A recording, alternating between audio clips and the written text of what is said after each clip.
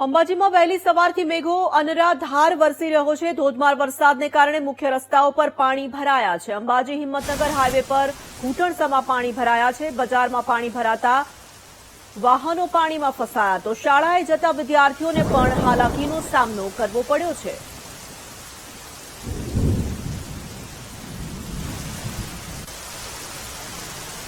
અંબાજીમાં પણ ધોધમાર વરસાદ છે।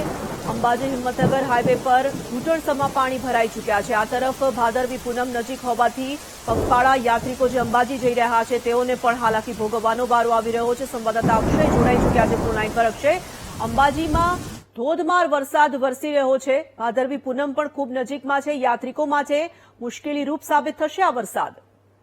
જી તો ચોક્કસ જણાવું કે યાત્રાધામ અંબાજી ખાતે આજે વહેલી સવારથી વરસાદ પડવાની શરૂઆત થઈ ગઈ હતી। ત્યારબાદ જે છે અંબાજીને જોડતા તમામ માર્ગો પર જે હાલ ભાદરવી પૂનમ મહામેળાને લઈને યાત્રિકો સંઘ લઈને આવી રહ્યા છે તેમને ક્યાંક ને ક્યાંક વરસાદના લીધે ચાલવામાં તકલીફ પડી રહી છે।